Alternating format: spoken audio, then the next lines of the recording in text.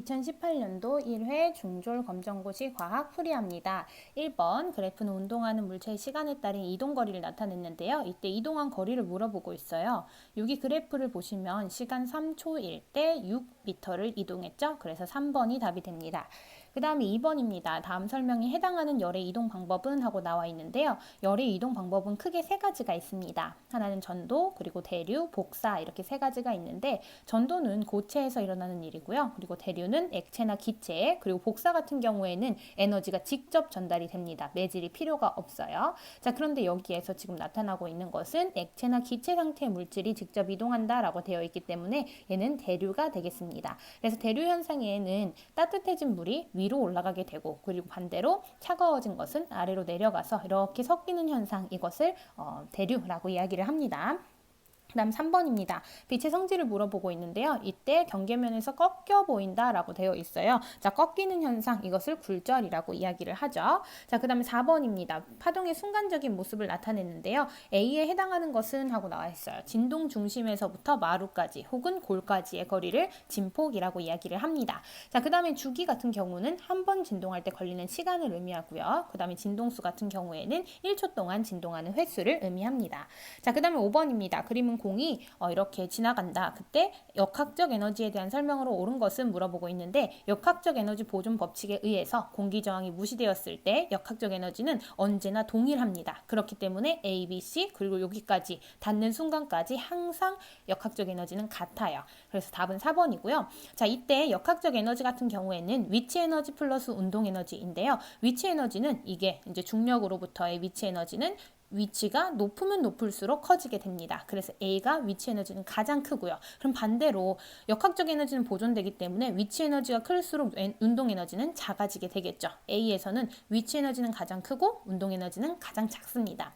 그 다음에 C 같은 경우에는 위치 에너지가 작아졌죠. 그러면 운동 에너지가 가장 커지게 됩니다. 어쨌든 A, B, C에서 역학적 에너지는 항상 일정하게 되고요. 그 다음 6번입니다. 전류계에 흐르는 전류의 세기를 물어보고 있는데요. 자, 전하량 보존의 법칙에 의해서 이 전류가 쭉 해가지고 다시 한 번 더 돌아오게 됩니다. 자, 그럼 여기 2A가 되니까 여기 사이에서는 항상 2A가 되겠죠. 전류는 일정하게 유지가 됩니다. 자, 그 다음엔 7번입니다. 스포이드를 이용해서 물에 잉크를 넣었더니 여기 중요해요. 잉크가 스스로 물 전체에 퍼졌다라고 합니다. 자, 잉크가 스스로 퍼지는 현상, 이것을 확산이라고 얘기를 하죠. 이 확산의 예시는 이 잉크 말고도 향수를 뿌렸을 때 향수가 냄새가 난다, 이런 것들이 다 확산이 되겠습니다. 그다음 8번입니다. 탁구공을 뜨거운 물에 넣어줘요. 찌그러진 탁구공을. 그 다음에 변화를 나타낸 것은 하고 되어 있어요. 자, 뜨거운 물이라고 했으니까 온도가 높아질 때 그때 부피 어떻게 되나요? 커지게 되죠. 샤를 법칙입니다. 샤를 법칙에 의해서 온도가 높아지면 부피가 증가하기 때문에 그 안쪽에 있는 기체의 부피가 증가해서 점점 펴지게 됩니다. 자, 그 다음에 9번입니다. 다음 설명에 해당하는 분자식은 하고 나왔는데요. 물 분자 이젠 외워야죠. H2O입니다. 그래서 수소 2개, 산소 하나로 구성되어져 있고요. 자, H2, O2, NH3의 각각의 분자 모형을 생각을 해보면요. H2는 2개가 이렇게 연결되어 있고요. 수소 분자니까 작죠? 그래서 2개, 크기가 작은 거 2개. 그다음에 O2 같은 경우에는 똑같은데요. 크기가 큰 거 2개 이렇게. 그리고 NH3 같은 경우에는 질소 원자 하나에 수소 원자 3개가 붙어 있는 이런 모양을 가지게 됩니다. 이런 것들은 다 외워 주셔야 돼요. 그다음에 10번입니다. 동전이 가라앉고 나무는 뜨는 현상. 이것을 밀도죠. 그렇죠? 어떤 특성 중에서 물질의 특성 중에서도 밀도가 됩니다. 자, 밀도는요 부피분의 질량을 의미를 합니다. 그래서 이 밀도가 크면 클수록 아래로 가라앉게 되고요. 밀도가 작을수록 위로 뜨게 된다라는 것도 기억을 해주시면 되겠습니다. 자, 11번입니다. 물질의 변화를 설명한 것인데요. A는요 지금 화학 변화예요. 화학적 성질이 변해야 된다라는 것입니다. 자, 그럼 1, 2, 3, 4 중에서 그렇게 된 것은 3번밖에 없습니다. 종이가 불에 타면 다른 성질이 돼버리겠죠. 자, 1번 같은 경우에는 상태 변화가 일어나는 거죠. 고체가 액체가 되는 현상. 그래서 이제 융해가 되겠고요. 유리컵이 깨지는 것은 모양 변화, 고무줄이 늘어나는 것도 모양 변화가 되겠습니다.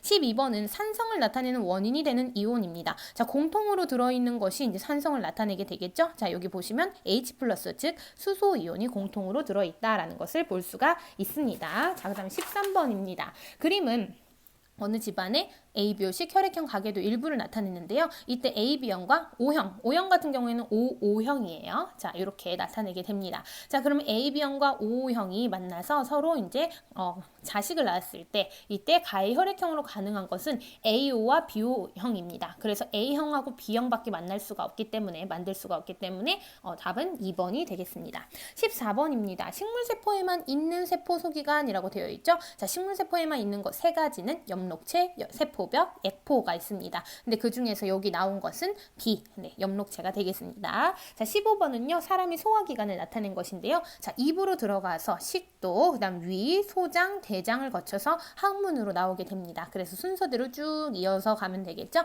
A, B, C, D가 정로가 되겠습니다. 그 다음에 16번입니다. A 부위의 명칭을 물어보고 있는데요. 붉은색 잉크를 탄 물에다가 넣어줘요. 그렇게 되면은 이 물이 이동하는 통로의 색깔이 변하게 되겠죠. 그래서 A는 물관이 되겠습니다. 자, 그 다음에요. 이 물관과 체관, 바깥쪽은 체관이고요. 그 사이를 구성하고 있는 것이 형성층, 그리고 제일 바깥쪽에 있는 것이 표피가 되겠고요. 4번에 나오는 생장점 같은 경우에는 뿌리 끝에 있습니다.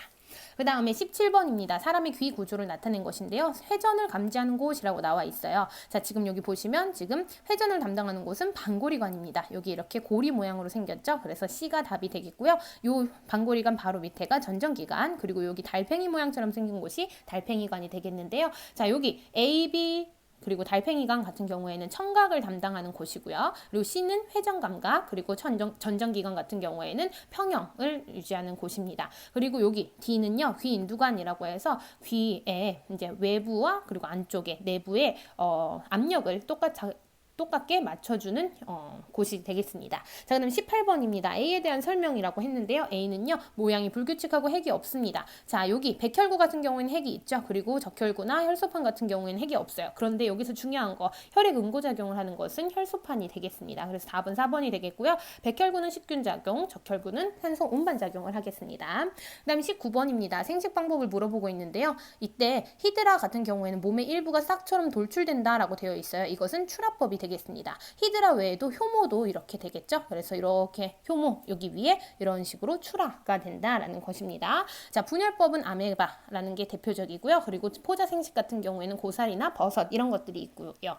그 다음에 유성 생식 같은 경우에는 생식세포에 결합이 있어야 됩니다. 나머지는 다 무성생식이 되겠습니다. 자, 20번입니다. 암석이 만들어지는 과정을 물어보고 있는데요. 암석의 종류는 크게는 세 가지가 있어요. 퇴적암, 화성암, 변성암 이렇게 세 가지가 있는데 이 중에서 쌓여서 다져지고 굳어져서 만들어지는 것은 퇴적암이 되겠습니다. 변성암 같은 경우에는 열과 압력을 받아서 성질이 변하는 것을 얘기를 하고요. 현무암과 화강암 같은 경우에는 화성암인데 화성암 같은 경우에는 마그마 혹은 용암이 굳어져서 만들어지는 암석이 되겠습니다. 21번입니다. 염분이 32%인 바닷물 2kg 속에 들어있는 염류의 양을 물어보고 있어요. 염분을 구하는 공식은 바닷물의 양분의 염류의 양입니다. 이때 주의해야 될 점은 얘를 kg 단위로 나타낸다는 거예요. 그래서 넣어주게 되면은 2분의 x는 염류가 모르니까 x는 32%이 됩니다. 자, 그럼 x는 64g이 되겠죠.